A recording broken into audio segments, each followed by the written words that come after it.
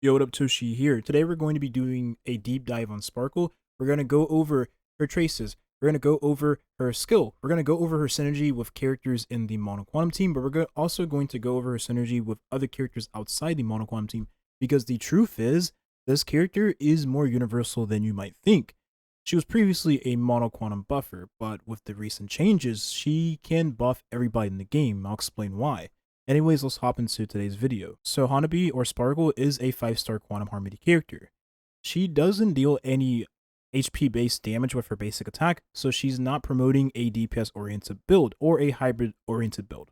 Sparkle's elemental skill increases the crit damage of single ally by 24% of Sparkle's crit damage, plus 45% for one turn. Now the crit damage does scale, just like Bronya's crit damage given to the whole team with the ultimate, so the more crit damage you have on the character, the more crit damage she will give.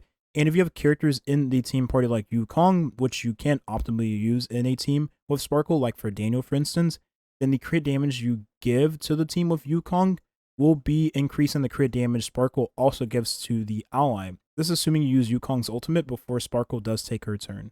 And then you give a 50% action forward to the ally you use the elemental skill on. The 50% might not be 100% like Bronya's, but it still is very valuable for a lot of characters. The ultimate recovers 4 skill points for all allies and grants them the Cypher buff. The Cypher buff increases the damage dealt for the allies whenever they use a skill point by additional 10% per stack for 2 turns, and this does stack with the talent for the team. Whenever Sparkle is on the battlefield, you increase the max amount of skill points by 2, so you gotta have up to a total of 7 skill points given for the team, and then whenever an ally consumes 1 skill point, it will increase the damage of all allies by 6% for 2 turns, and this effect can stack up to 3 times. So the 6% from the talent does additionally stack with the 10% from the ultimate, so you have a total of 16% damage bonus that stacks up to 3 times. So you have a total of 48% damage bonus given to the team, with the ultimate included. Sparkle's first trace is whenever she attacks an enemy with a basic attack, she will regenerate an additional 10 energy. So basic attacks in Honkai Star will regenerate 20 energy, every character across the board, but since Sparkle has that extra 10 energy, she'll get a 30 energy gain from using her basic attack, just like using her elemental skill that gives 30 also. So no matter whether or not you use an elemental skill or basic attack, with energy regeneration rate link rope and other energy regeneration rate gain, you'll be able to get 3-turn ultimates with the character. Sparkle's second trace is not only a game changer for Seal, but for dual DPS team comps, because the crit damage buff she does give with her elemental skill lasts until the end of the ally's next turn. So once you give that ally the combat readiness or the action 4 and they take their turn, they're going to have the crit damage buff, they'll do their damage, and then on their next turn, at the end of that turn, then the crit damage buff will go away. So therefore, if you put Sparkle in a dual DPS team comp, you can give a crit damage buff to one ally with the elemental skill, and then use your elemental skill on another character, giving both characters a crit damage buff. It's going to be very nice for a multitude of teams. Sparkle's third trace gives a 15% attack buff to the whole team. If you have 3 quantum characters in the team, you'll get a further up to 30% attack buff, so giving a total of 45, including the 15% gained. So if you put her in a mono quantum team with Fu Xuan, Seal, or any other quantum character, you'll have 45% attack from just the character's third trace alone. One important thing to note is that this only qualifies for quantum characters. So let's say you have Fu Xuan and you have Sparkle in the same team, and you use a character like Jing and Topaz also in the same team, which could be a realistic team comp people use with Sparkle. You will only give the attack buff to the quantum characters in the team, but the other allies will still get the 15% attack buff that is universal given from the third trace. Now, because she does give attack to the whole team, including herself, it's still not optimal to build her in a DPS or hybrid-like build, because again, you want this character to have more HP, because the more HP she has, the more survivability she has. She is a high harmony character, right? So she has a higher taunt value than most characters in the game, and therefore, even if you use her in the same team with Fu Xuan or without Fu Xuan, having her have more HP means it takes off the load on Fu Xuan. Sparkle used to give crit rate and a damage bonus to the whole team, which was regarded as being better for characters like Fu Xuan, because Fu Xuan, of course, doesn't benefit from the attack percentage given to the whole team, because she scales based off of HP percent. So it promoted a more so hybrid-like build in the character because she has crit rate traces. The change overall does hurt Fu Xuan's DPS-oriented build for an E0 player, but with that being said, the buff she does give to the quantum damage dealers in the team that does scale up based off of attack. Silverwolf, QQ, Seal, and so on and so forth. Zui will be more appreciated than just giving a damage bonus and crit rate to the whole team, if that makes sense. And this is assuming you use the planar set that gives 10% damage bonus to the whole team on 2 to 3 of the allies in the mono quantum team comp. And considering quantum characters have a lot of damage percent already in their kit, they're not going to benefit from the damage percent more so than getting extra attack. That's why a lot of players were opting to swap to an attack percent chest when Sparkle did arrive with her previous kit. So just like you build Bronya is the same way you would build Sparkle. And to be completely honest here, the speed you have on Sparkle doesn't really matter for most characters in the game, because your goal is to just give the ally that crit damage bonus before the ally actually takes their turn. So let's take Seal for instance. Once you do start the fight, you're going to take the turn with Sparkle first, assuming Sparkle does have more speed than Seal. So optimally, you want to have around 131, 134 speed for the character. And then once you do take the turn with Sparkle, she'll give the 50% action forward, she'll give the crit damage buff, and then she'll give a further damage buff depending on the light cone option you have on the character, which we'll go over later in the video. And then Seal will take her turn. And then since Sparkle's elemental skill does last, at the end of the ally's next turn, Seal can go and use her elemental skill or basic attack, then get the speed buff, and then she'll take her turn again and still have the crit damage, even if she gets resurgence in that turn or the turn prior. So for characters like Jing, this is a game changer because this allows characters like Jing's backloaded damage to benefit from the crit damage buff as well. Since Topaz does have follow-up in her kit as well, she'll benefit from the crit damage buff too. So having Sparkle in a dual DPS team, because she gives skill points and a crit damage buff that lasts at the end of the ally's next turn, this is very nice for many teams across the board. She's a very universal character because of that. And since Sparkle does give skill points to the team, Daniel is going to appreciate that. So he's able to use his elemental skill 3 times every single time he takes his turn. And even if you don't have Ting Yun in the party giving energy to allow the character to get his ultimate faster, you're still going to benefit from having Sparkle more because of the damage bonus, the crit damage, and the attack percentage she gives as well. The only characters that don't benefit from the release of Sparkle is going to be characters like Kafka or any character that has a dot in their kit, because these characters don't crit, so they don't take advantage of having the crit damage buff that Sparkle does give to the ally. And considering it is a fat crit damage buff, that is a huge part of Sparkle's kit. The attack percent is nice for dot characters, and the action forward is very good too for characters like Kafka because she can detonate faster. But you'd rather just use Sparkle with other characters, if that makes sense, because you want to use all Sparkle's kit, for instance. For characters like Blade, this is huge. In a team with Jing Lu, you'll give action forward to Jing Lu or Blade, give action forward to both of them, you'll give a crit damage to both characters, and since Blade does have a follow-up attack in his kit, whenever he does get hit by the enemy, assuming he has a crit damage buff that lasts at the end of his next turn, he's going to deal increased damage from Sparkle existing in the team party. And since she gives skill points to the team, it makes the team a lot more safer than it already is. So in the team party with Blade, you're going to want to use a character that does consume skill points. It's going to allow Blade to benefit from all the buffs that Lynx does provide, and you'll be able to give the damage bonus from Sparkle's kit after using elemental skill on the character. And since Jing Lu does use elemental skill more often than Blade does, you'll be able to benefit from those damage buffs as well. The attack percent is very nice for Jing Lu, but the damage bonuses and the crit damage is just nice for these two characters in general in the dual DPS team comp. Just like you use Bronya with Clara and it worked, you can use Sparkle too. And considering Sparkle does give a buff that lasts at the end of the ally's next turn, once you do action for Clara, she may end up being still slower than most of the enemies, so she'll take advantage of the crit damage buff furthermore. And then once she does use her elemental skill, because Sparkle does give more skill points to the team, she'll deal an increased amount of damage, she'll get attack buff, and then the damage bonus is very nice for the character overall.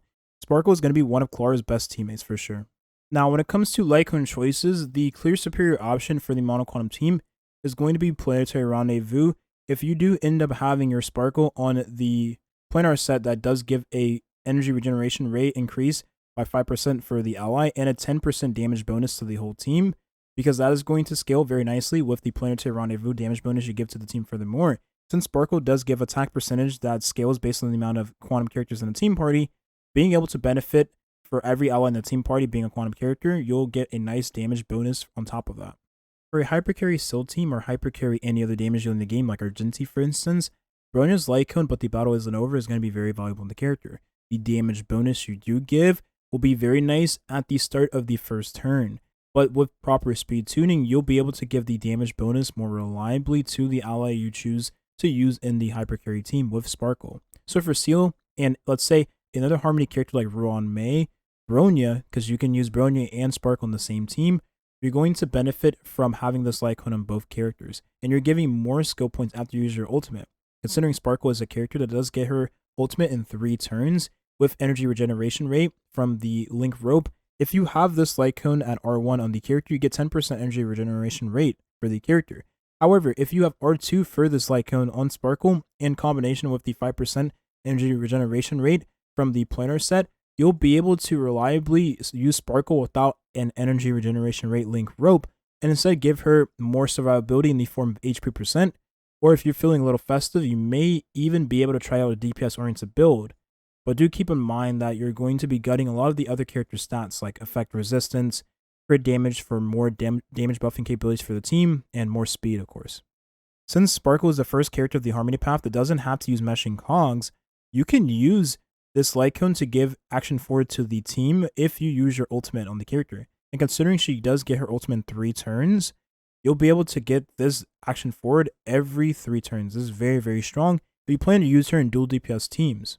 And for those of you that are interested in her Best in Slot 5-star light cone, this gives a crit damage buff by 32% for the character, and at the start of the battle, you gain the mask effect, which gives allies crit rate increased by 10% and crit damage increased by 28%. Whenever the wearer gets a skill point, whether that's the skill points you get from the ultimate or skill points you get from the start of the battle, right? And this includes skill points that exceed the maximum amount of skill points you can have for the character and the team, you will get a stack of Radiant Flame, and once you do have 4 stacks of Radiant Flame, the 4 stacks of Radiant Flame will be consumed and turned to mask for 4 turns, which is the crit damage and the crit rate increase she does give to all allies mentioned earlier.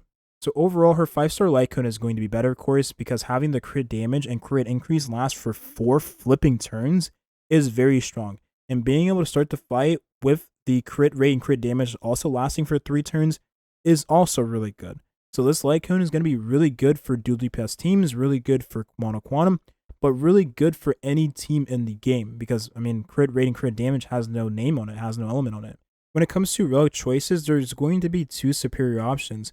One of those being Hacker Space, which gives a speed increase for the character, allowing you to have more speed more reliably, and you give more speed to the team whenever you use your ultimate, which for Sparkle having 3 turn ultimates allows this character to get the speed increase quicker than other characters of the Harmony path. So this overall is going to be very nice on the character. Just like you use it on Bronya, you use it on Sparkle, and it has a lot of value. The Wind set, which increases the action forward of the wearer whenever they use their ultimate, will be very valuable in Sparkle because, again, she gives her ultimate in 3 turns. That's a lot of action forward, and the action forward for this means the character will get her ultimate even faster. So overall, it's going to be very nice. And for some situations, this 4-piece passive is clutch, because if you plan to use Sparkle alongside characters that want to benefit from But the Battle Isn't Over, or pass in future the damage bonus from that light cone, you'll be able to take the turn before the ally and give them the elemental skill, increasing their crit damage and giving them the mentioned damage buff. As for the planar set, she has a few options, one of those being Broken Keel, which gives effect resistance, very nice for any character that gives action forward. And the crit damage is very nice as well, which increases the crit damage of all allies by 10% once you have 30% or higher. Considering she gets 10% effect res in her traces, you'll be able to get 20% reliably on the character. The other set, which will be very good for Mono Quantum, is going to be Penacony, which gives the 5% energy regeneration rate, and then you increase the damage of all allies in the same team that has the same element Sparkle, in this case Quantum, by 10%. So very nice for Mono Quantum. And last but not least, Von Waka, I can never say this set's name. It increases the energy regeneration rate by 5% of the wearer, and then you take the turn before any other ally in the team party. So if you want to take advantage of But the Battle Isn't Over and pass in future, at the start of the turn, you want the character to just have energy regeneration rate. Maybe you don't feel like farming the newest planar set to give energy regeneration rate and damage buff to the team. You can use Von Whack, which will be very nice in teams that don't want the quantum damage bonus that she's given to the team from the planar set, if that makes sense. So every team I have here in the video is going to show Bronya, but Bronya is going to be a replacement for Sparkle. Once Sparkle does arrive, every team you had with Bronya, you'll be able to just use Sparkle in place of her. So for the monoquantum team, Sparkle is going to be the clear superior option. For dual DPS teams, Sparkle is going to be the clear superior option, and that's because the skill point she gives is super valuable, and a damage bonus and the crit damage being able to last at the end of the ally's next turn is very good for characters with backloaded damage. So Bronya is actually replaced in this team, and you finally have a Bronya you can use for dual DPS characters. For QQ monoquantum, Sparkle is going to be the clear superior option. But I will say, in a team with QQ, you may actually be able to use both Bronya and Sparkle, depending on how fast your Sparkle and Bronya is, of course. And that's because Sparkle gives a lot of skill points to the team, and Bronya is a skill point neutral to skill point negative character, but since Sparkle gives so many skill points, the action 4 that these two characters give is going to be appreciated for QQ. And of course, you want this character to take as many turns as she can with the action 4 mechanic, because that allows this character to stack up her passive and get even more damage whenever she takes her turn. The only character in the game that I can say that isn't going to be replaced by Sparkle in this team comp is going to be Argenti, and that's because the 100% action forward Bronya does give is very valuable, to the point to where these two characters have amazing synergy. The crit damage, the attack percent, the damage bonus is everything Argenti wants whenever he takes his turn. If he has the second charge to his ultimate ready to go, you're going to deal so much damage with Bronya, to the point where you don't need Sparkle. But if you have two Bronyas, hey, that means you have even more energy gained because you'll have more action forward, and you'll deal more damage because of the crit damage from Sparkle and the damage buffs from Bronya. So it can be good to use those two characters together, but Ting Yun for Argenti is just so valuable right now with the energy gain. And one thing to take into consideration, if you plan to use Sparkle, you will not be able to use Bailu in the same team like you've used with Bronya. That's because Sparkle does not have a cleanse in her kit. So since Bailu doesn't have a cleanse, they don't have any synergy with one another. For destruction characters but dual DPS teams with Jinglu, I don't have Jinglu in this account. Picture Jinglu is in the team party here. You'll be able to benefit from Sparkle because, again, she gives a crit damage bonus. And since you'll have a character in the team party that takes the turn and uses a skill point like Lynx, for instance, on Blade or Jinglu, giving the attack percent or the enhanced taunt value for Blade, is going to be very valuable because you'll be able to stack the Cypher buff, giving more damage bonus to the team. Attack percent is very good for Jinglu, and the crit damage is very good for everyone in the team party. So overall, Sparkle is going to be a net positive for Jinglu teams as well. So every character in the game is going to benefit from Sparkle's arrival, except for dot characters, and that's because they don't crit. Unless you're one of those insane people that wants to build a crit Kafka. If that's you, then you'll actually be able to utilize Sparkle. And to be honest, it might actually be a very fun build to try out. Maybe I'll try it if I ended up getting Sparkle and with her Lycon, for instance, giving crit rate and crit damage to the team. Sparkle will be very good for any team, to be honest. I mean, the truth is, if you don't have Bronya, consider getting Sparkle, because she'll essentially be a better Bronya for many teams in the game, but she'll also be a Bronya for teams that weren't able to utilize Bronya previously, like dual DPS teams, for instance.